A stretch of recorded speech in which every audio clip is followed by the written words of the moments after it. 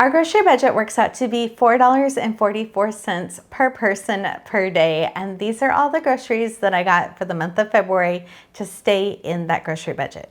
If you're just meeting me, my name is Amy Cross, and this is the Cross Legacy, where I teach you how to save money on groceries. I even had a TED Talk on teaching you how to save your produce so it doesn't go bad. The average family is not thinking long-term about their groceries, and they're throwing 40 to 60% of the food away that they are purchasing. I like to show all of our grocery hauls so you can see all the ingredients that we are bringing into our house, and we also have a meal series showing you all of the meals that we're making for our family. We are just a family size of 2, just my husband and I, so our grocery budget is $135 per person and $270 total per month.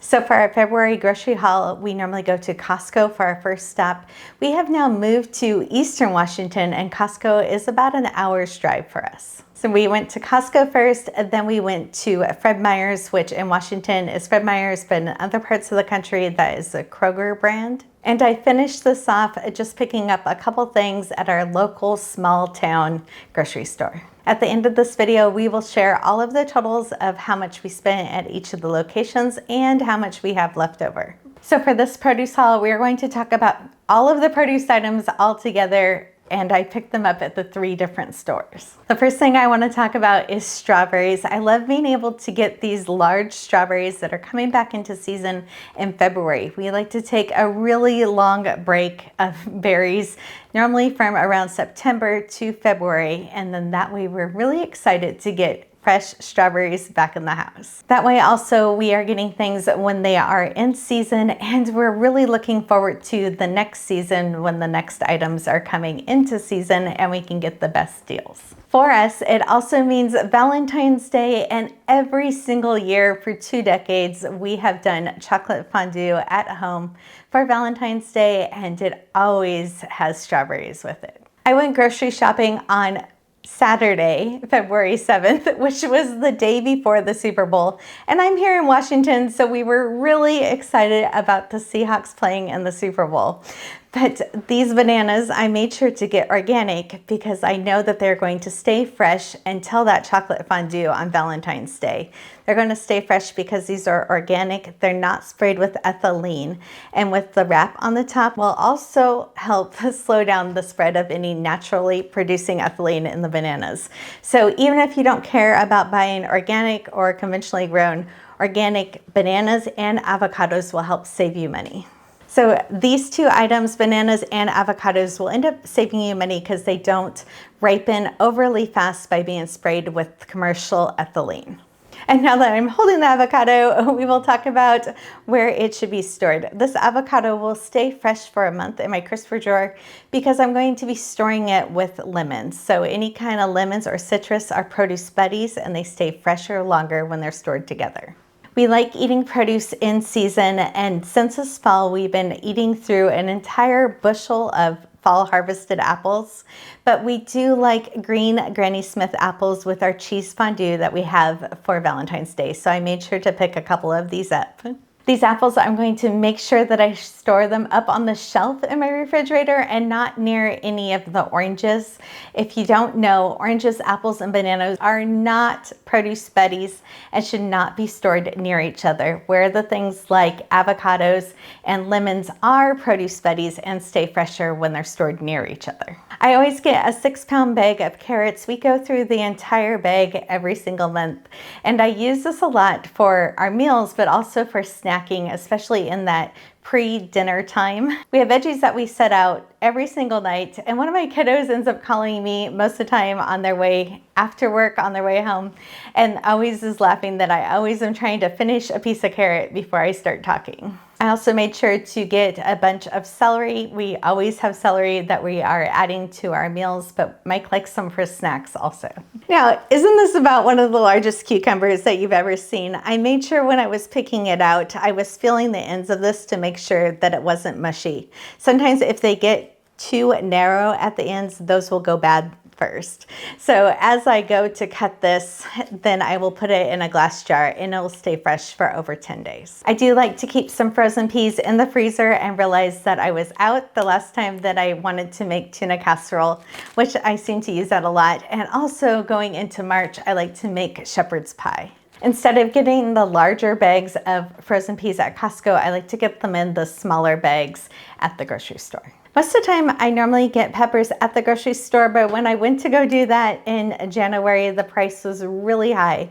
So I ended up getting them at Costco, which is always my first stop this time.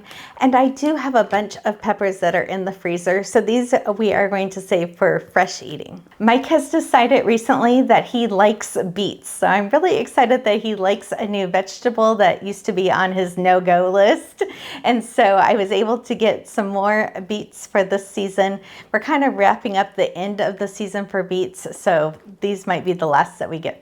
I did get a large bunch of spinach. This is what we're going to end up eating for salads, and then I'll also add it into recipes. And if we have any left over, it's really easy just to put it into the freezer. I did get a bag of zucchini and squash. We seem to go through one of these bags during the fall and winter time. And during the spring and summer, I'm normally either growing zucchini or getting them from the produce stand, and they are much larger. But these zucchini, I love to be able to add to our ground beef and stretch out our meat dishes. So I went grocery shopping Saturday night. Sunday was the Super Bowl, and we are actually filming this on Monday, so I haven't washed any of my produce yet. And look how sad these look. So I'm going to be washing them after we get done filming this video, and then I'll end up drying them and putting them in a jar with filtered water, and they're going to perk right up. And then I'll put them back into the refrigerator. These will then stay fresh for 6 weeks. But if I would have just left them in the refrigerator, they would have only stayed fresh for another day or two. Green onions is also something I normally only buy every few months because they'll actually stay fresh on your countertop or windowsill for a few months if you just keep adding more filtered water to it. This is our zero waste produce guide, which goes through 75 produce items A to Z and has all of the tips on how to wash and store produce and where to store it best, so you can stop throwing away your grocery money. Next, we're going to talk about the meat and dairy items that we got. These are all of the things that I got. We are not huge milk drinkers here at the house, and so we only seem to get milk every other time that we go to Costco. And for the most part, I try to get things as organic as I can, but I am focusing on staying in my budget and making sure the items are allergy friendly for our family. We'll start off with one that I don't normally buy very often, and that is some buttermilk that I got to make some mashed potatoes. Again, I'm thinking about those shepherd's pies that I want to make in March, and I'm going to make the mashed potatoes ahead of time and get them into the freezer. This is also a great way to use up that 50-pound bag of potatoes that I got back earlier in the fall to make sure that they're getting used up before they get too many eyes on them. We also got some half and half for our coffee. Mike snuck this in my cart, but it was an okay choice for me. I've been liking to get this Kerrygold cheese. We use this for snacking and for cheese plates, but also for a lot of the different meals that we're using. I'm going to use this year for our cheese fondue also. For our cheese fondue, I normally just use whatever we have on hand, and this year I'm going to be using the Kerrygold. I would love if Costco would get organic cottage cheese, but we end up getting this regular brand cottage cheese every single time. And then we also get Greek yogurt every time we go grocery shopping. This will also stay fresh for the entire month. And we use the Greek yogurt to put into recipes to thicken it up or for smoothies, but also we use it as sour cream, so we're not having to buy as many different items. I got a 24 count of eggs. We still have some eggs left from the last time we went grocery shopping, which I got 4 dozen the last time. Now you'll see I only have a couple of meat items on here, and that's because we already have half of a beef in the freezer. We buy this once every 2 years, and at the end of the video I'll talk about how I pay for that, but it's still with this $135 grocery budget that we base on for our family.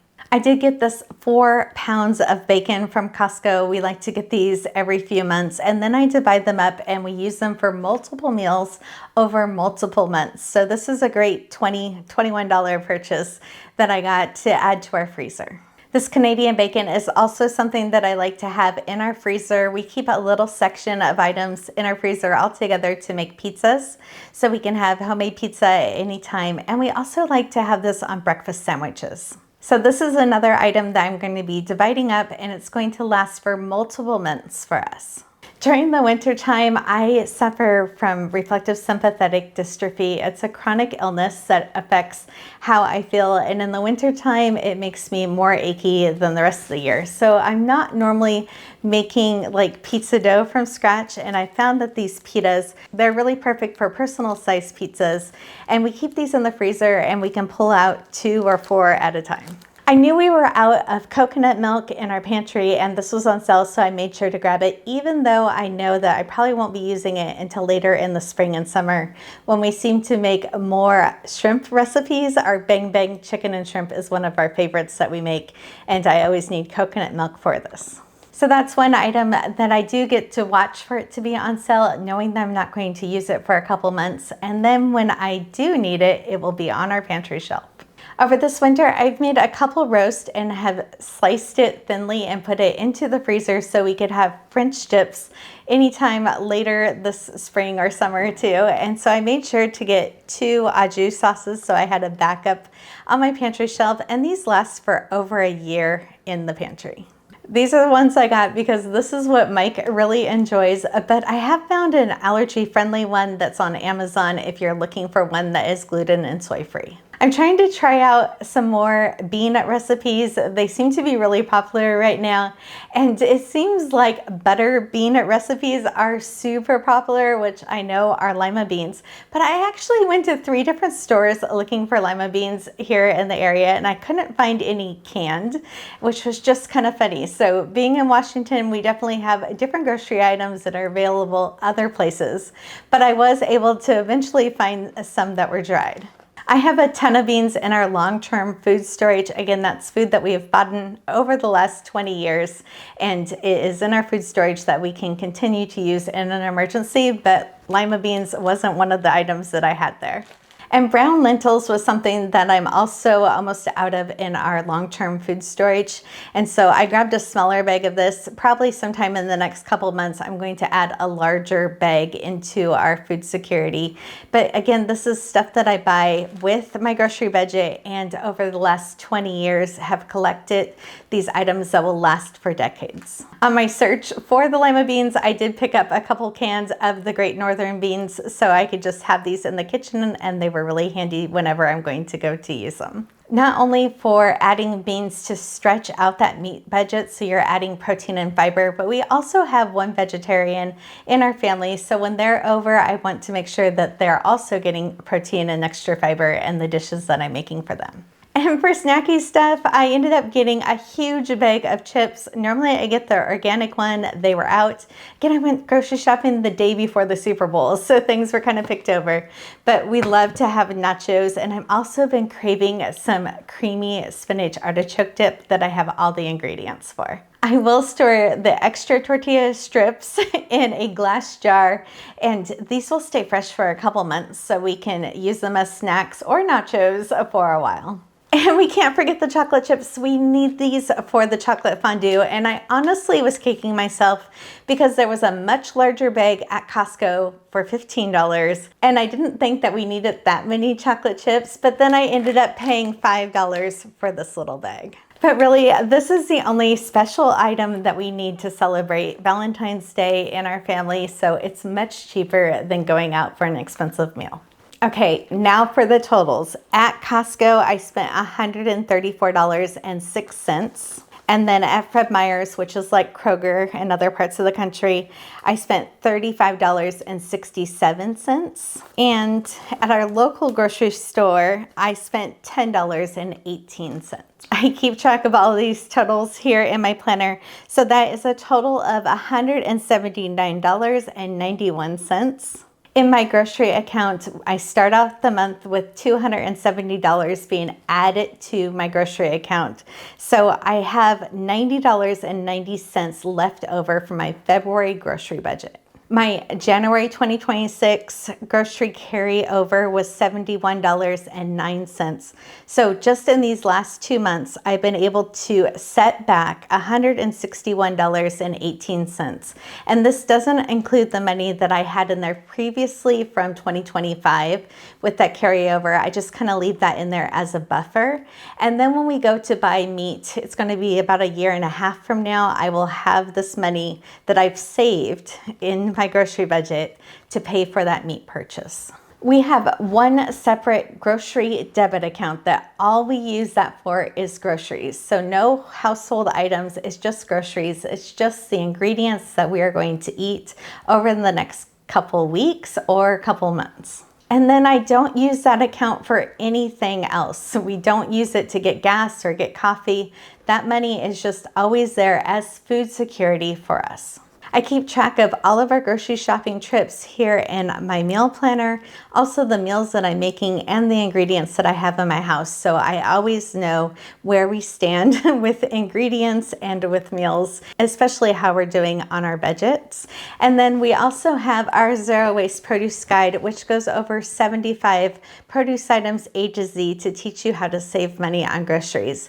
These 2 items are linked with a discount code and a bundle in the description, so make sure you're checking that out. And we also have a playlist that we put out every 2 weeks that shows all of the meals that we're making and how we're using these ingredients to make different meals to serve your family. As a content creator, I try not to ghost you after I put up a video. It is really important to me that I answer all of your questions. Sometimes YouTube will block them and we don't get to see all of them, but I spend time every single day, morning and evening, making sure that I have all of those questions and comments answered.